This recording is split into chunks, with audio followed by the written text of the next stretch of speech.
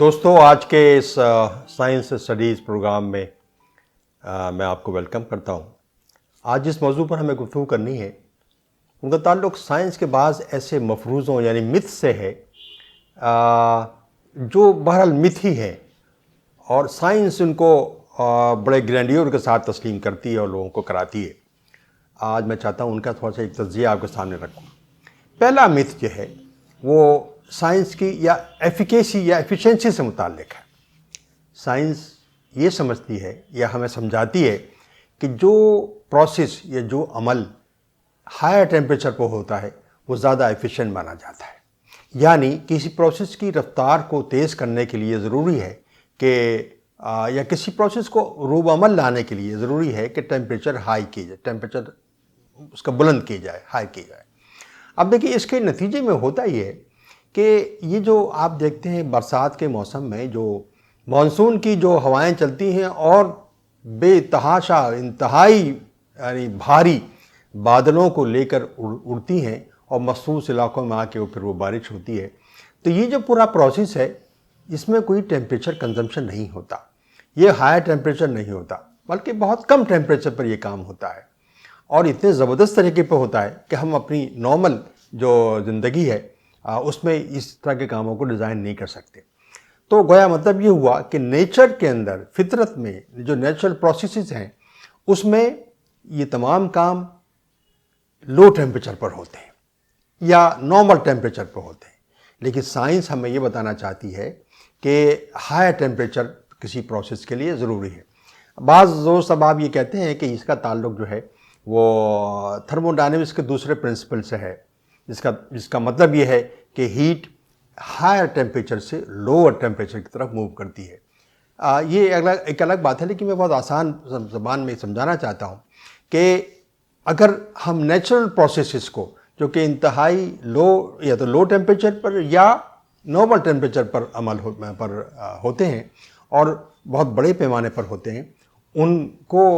پر اگر ہم نے شاید دی ہوتی، ممکن ہے سائنس نے ان پر توجہ دی ہوتی تو ممکن ہے کہ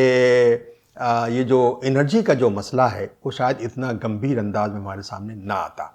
لیکن اس میں ایک بات ضرور ہے، وہ یہ کہ سائنس نے اس تصور کو یوں اہمیت دی ہے کہ اس کے بغیر ہائی ٹیمپریچر پر کام کو کیے بغیر بڑی بڑی مشینریز کا تصور ہم نہیں کر سکتے۔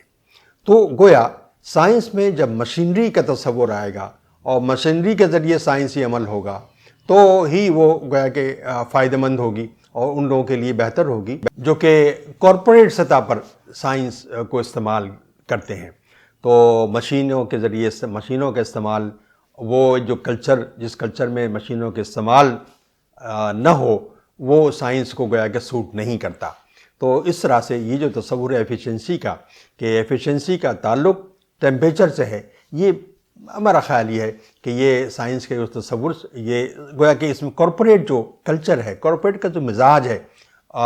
اس سے مطابقت رکھتا ہے، اور لیکن اس کے نتیجے میں ایک بہت بڑے ایک ایسے ریلم سے جو کہ نیچر کے اندر ہوتا رہتا ہے اس سے ہم محروم ہو گئے ہیں، اس پر ہمیں توجہ نہیں دی ہے۔ ایک بات تو یہ تھی۔ اچھا، اب دوسری بات یہ ہے کہ انسانوں کا جو مطالعہ، یہ لائف کا جو مطالعہ آج کل ہمارا سائنس میں یا بایولوجی میں، بایولوجیکل سائنس میں ہو رہا ہے، تو خواہش یہ ہوتی ہے سائنسدانوں کی کہ انسان کے تمام جو اعمال ہیں، ان کے جو رویے ہیں، ان کے جو ڈسٹنکشنز ہیں، امتیازات ہیں، ان سب کو جینز کی سطح پر ایکسپلین کر دیا جائے۔ تو یہ سائنسدانوں کی یہ خواہش ہوتی ہے، سائنس یہ چاہتی ہے کہ کوئی ایک ایسا نقطہ مل جائے جس کے ذریعے انسانوں کے تمام بیہیویئرز کو، ان کی صفات کو، ان سے ڈسکرپشن کو ہم ایکسپلین کر سکیں۔ اب آپ دیکھیں کہ انسانوں میں، دنیا میں جتنے انسان بستے ہیں اس میں 99.56% جین جو ہیں وہ ایک جیسی ہیں، ان میں سملیرٹی پائی جاتی ہے۔ 99.7 سے لے کے 99.9 تک صرف یہ جو 0.2% کا جو فرق ہے، یہ اس میں مختلف انسان ان میں فرق ہوتا ہے۔ تو اب اس فرق کو اس جینیٹک فرق کو سائنسداں یہ چاہتا ہے کہ انسانوں میں جو کلر کا فرق ہوتا ہے، انسانوں میں جو رویے کا فرق ہوتا ہے، ان کی ذہانت کا جو فرق ہوتا ہے، تو ان کو ہم جینز کی بنیاد پر ایکسپلین کر سکیں. یعنی ظاہر ہے کہ اس کے پیچھے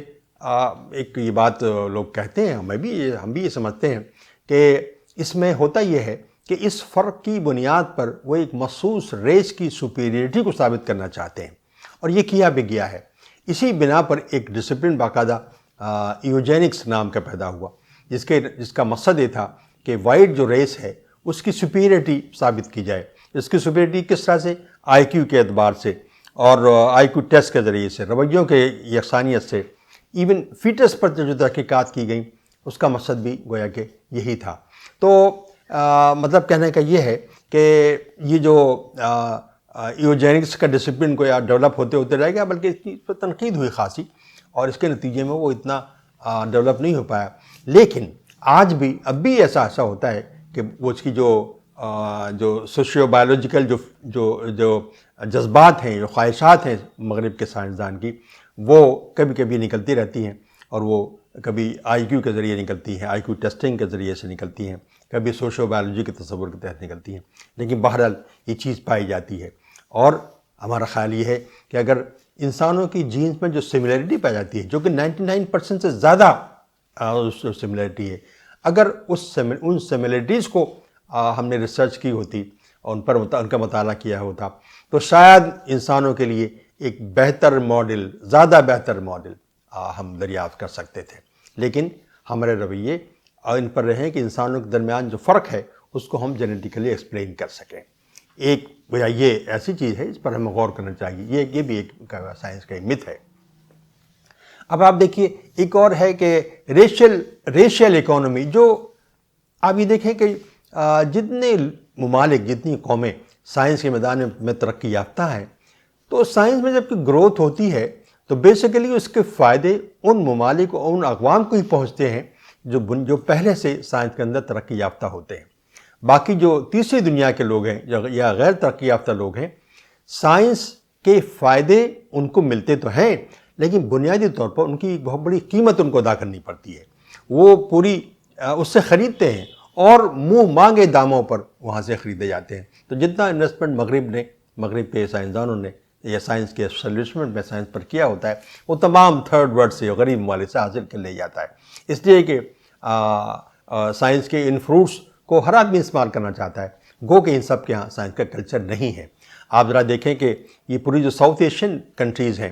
اور مڈل ایسٹرن کنٹریز ہیں اور پورا جو افریقہ کا جو کانٹیننٹ ہے، یہاں سائنس کی گروتھ نہیں ہوئی، لیکن سائنس سے استفادہ حاصل کرنا چاہتے ہیں. ہوتا یہی ہے کہ سائنس وہاں ڈیولپ ہوتی ہے، یعنی مغرب میں ڈیولپ ہوتی ہے، وہاں سے ہمارے علاقوں میں آتی ہے، and we have to pay a very heavy price for it. تو گیا سائنس کی جو ترقی ہے بنیادی طور پر یہ ریشل اکانومی ہے، ایک مخصوص ریس کے لیے ہے. یہ بات سمجھنی چاہیے کہ اس میں ایک ریشل گویا کہ کنسیڈریشن اس کے اندر آ جاتے ہیں. اب دیکھیے ایک موضوع ہے سائنس کی ویلیوز کا. اب آپ یہ دیکھیے کہ سائنس میں جو پروجیکٹس، جن پروجیکٹس پر، جن موضوعات پر کام ہوتا ہے،